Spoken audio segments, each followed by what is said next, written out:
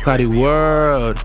And I want to kind of continue breaking down what's going on with this back and forth with Kendrick Lamar and Drake. As we all know, since their recent back and forth feud, both rappers' careers have been going crazy up. Their streaming numbers have been going up, their album sales, even stuff from back as far as their earliest projects have been soaring. So honestly, I think it's just really exciting and a lot of things going on that just makes this even really cooler than we even think. So Kendrick Lamar's Not Like Us becomes the fastest rap song ever to surpass 100 million streams on Spotify in 9 days. And it breaks the previously held record by Drake's God's Plan. Now, the people don't really understand how huge that is because, dog, the fastest song that kind of went on there to reach 100 was like, it was already know, Not Like Us. God's Plan in 14 days. All My Life was then the one to achieve this in 2023, and then featuring Metros Like That in 15. So these are the most recent and notable achievements in terms of rap songs reaching that, and it's crazy because Kendrick lists 2 of them.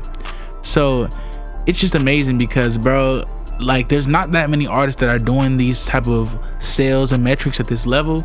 And I'm saying that because usually in rap history, even back then, even when you had people like Biggie and Tupac and things like that, they sold okay, but most of them didn't sell insane numbers outside of Tupac and Biggie. But when you have these artists that are in the streaming era, it's almost just like you can feel their music a lot more. Maybe it's because it has to be played more on other audio formats, so it's getting pushed more in media, ads, etc., social media era as well. But it kind of changes the entire format of what music, even dissing is, because even as we talk about now about numbers, Drake just returned back to being the rapper getting the most daily streams, 47 million, and he dethroned Kendrick Lamar to move back to the top. But again, it's not just all about numbers, as we already know, man, because Not Like Us now has more streams, 132 million, than Drake's 2 diss tracks, Family Matters and Push-Ups, combined. So even when people want to talk about just numbers and numeric value, it's not as if Drake is just destroying the game or if Kendrick is just loosening his grip. They're literally going back and forth and back and forth, even with the numbers, with the culture. I could even feel like people can look at this spiritually because you're seeing 2 eras of culture clashing. And honestly, what is getting along, bro? People want a GOAT type thing, bro. They want a GOAT, and it really is starting to really make things focus. So now it just really paints a bigger picture about how music as a whole is just changing, because as we already know, bro, Not Like Us received 73.1 million in its second week on Spotify. That means that it now holds the 2 biggest streaming weeks of all time for a rap song. And bro, that's insanity, dog. His own music is topping its own sales weeks and increasing.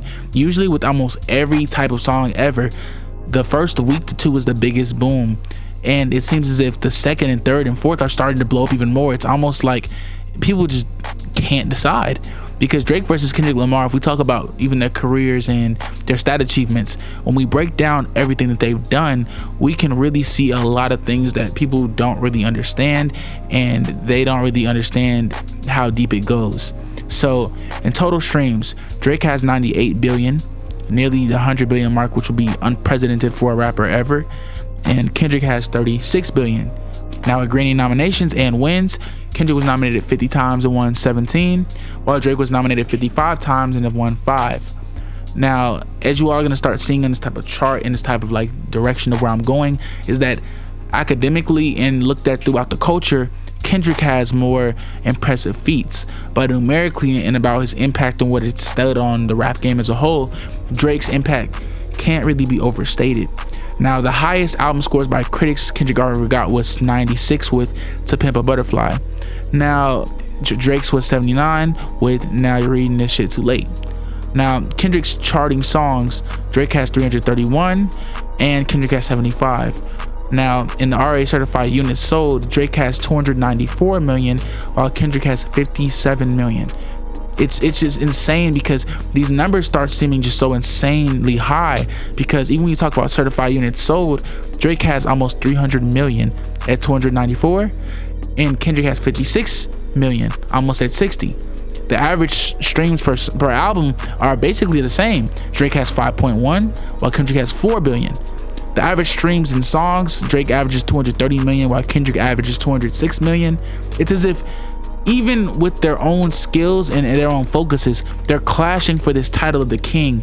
And I think I want to also take a time to focus on this man J. Cole, because I feel like a lot of people, including myself, just my oldest man an apology, man. Now, everyone knows the first week or two when these things first came out, everyone was on that man J. Cole's top. No one was letting off of him.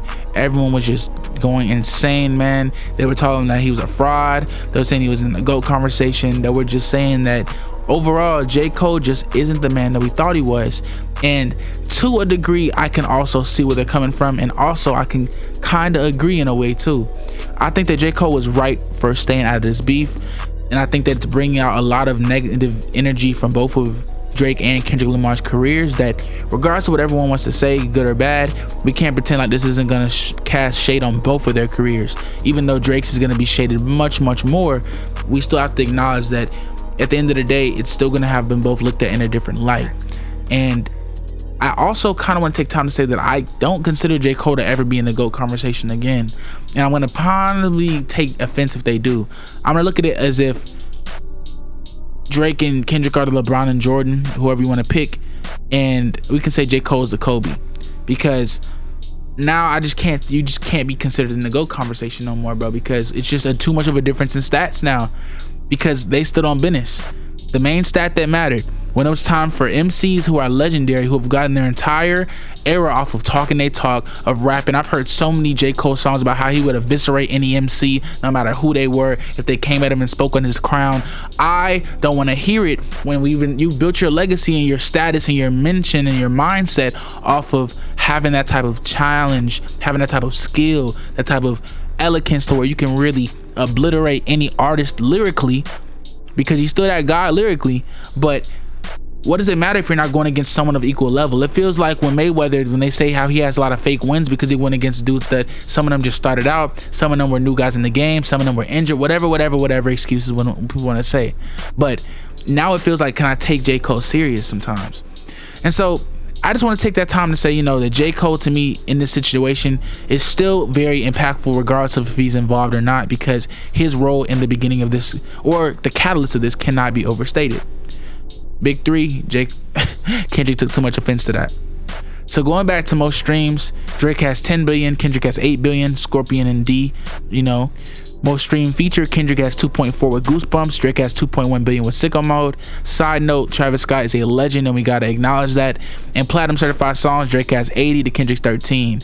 They have so many breakdowns that they just go so deep, bro. Number one albums to songs, Drake has 27, Kendrick has 8. Most streams ever in a week, Kendrick has 81, Drake has 55 million. Most streams ever in a day, Kendrick 13 million, Drake 12 million. It just shows that regardless of what you think, good or bad, they have a career that would both in a way are intertwined in the culture. And I think that you can't really have one without the other, because you get your best from both of them when they put out and they have that type of antagonist to their claim for the GOAT.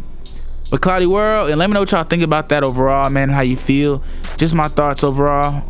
ClowdyWorld, and we gone.